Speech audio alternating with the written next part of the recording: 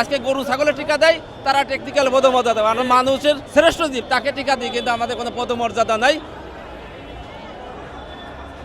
ধারাবাহিকভাবে বিভিন্ন সরকারের পরিবর্তন হচ্ছে, আমাদের শুধু খালি আশ্বাসই দিয়ে যাচ্ছে, আমরা আশ্বাসের প্রতিফলন আমাদের কোনো কিছু হচ্ছে না। একই গ্রেডে একই জায়গায় 10 থেকে 12 বছর চাকরি করার পর কোনো পদোন্নতি নাই। আমরা কোনো দলের পক্ষে নয়, আমাদের এই আন্দোলন সেই 1998 সাল থেকে।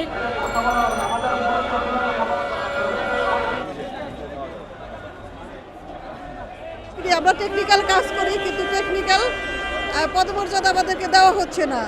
সেই দাবি নিয়ে আসছি, আমাদের গ্রেড পরিবর্তন এবং আমাদের নিয়োগ বিধি সংশোধন করে আমাদের ন্যায্য যে দাবি আমাদের পেশ করা আছে আমাদের মন্ত্রণালয়, আমাদের ডিজি অফিসে, সেগুলো বাস্তবায়নের জন্য আমরা এখানে অবস্থান করতেছি। আমরা তো আসলে কোনো আন্দোলন করতেছি না, আমরা সুষ্ঠুভাবে অবস্থান করতেছি। আমাদের দাবি তারা মেনে নিয়ে আমাদের 18 সালে বলছে যে শীঘ্রই বাস্তবায়ন হয়ে গেছে, করে দিব, এখনই করে দিব। কোনো অনৈতিক কাজ করি না বিধায় বাস্তবায়ন হচ্ছে না, কিন্তু আমরা যেহেতু মানুষের সেবা করি, আমরা কিন্তু এখন আপনাদের কোনো রাস্তাঘাট বন্ধ করতেছি না। আমরা এক পাশে দাঁড়িয়ে অবস্থান কর্মসূচি পালন করতেছি।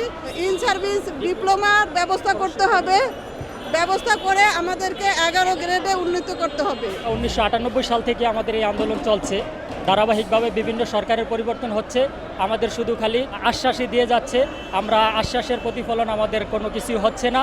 সর্বশেষ 2018 সালে আমাদের 18 দিন পর্যন্ত আমরা কর্মবিরতিতে ছিলাম, তারপরও আমাদের সেই আশ্বাসই ছিল, আমরা তার কিছুই পাই নাই।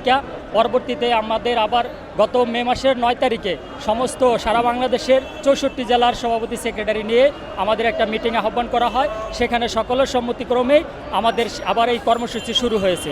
আমরা কোনো দলের পক্ষে নয়, আমাদের এই আন্দোলন সেই 1998 সাল থেকে। আমাদের এখন আন্দোলনের মূল দাবি হচ্ছে নিয়োগ বিধি সংশোধন করা এবং শিক্ষাগত যোগ্যতা স্নাতক করতে হবে, 14তম গ্রেড দিতে হবে। আমরা স্বাস্থ্য সহকারীরা আমাদের ন্যায্য দাবির জন্য আমরা এখানে এসেছি। একই গ্রেডে একই জায়গায় 10 থেকে 12 বছর চাকরি করার পর কোনো পদোন্নতি নাই। RICL TMX, যুগের পর যুগ স্থাপনা থাকে মজবুত। 16 গ্রেডে এখানে অবস্থান করতেছে, আজীবন 16 গ্রেডে থাকা লাগতেছে, এরকম একটা অবস্থা। চাকরিতে কোনো সিলেকশন গ্রেড নাই।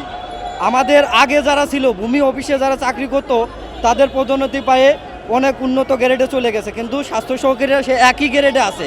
এই অভাগার মতো গ্রামের প্রান্তিক যে সেবাটা এই স্বাস্থ্য সহকারীরা দিয়ে থাকে। ছোট বাচ্চাদের টিকা দেওয়া থেকে শুরু করে BCG, হাম, আপনার কোলেরা, ডায়রিয়া, যাবতীয় প্রাথমিক চিকিৎসা স্বাস্থ্য সহকারীরা দিয়ে থাকে।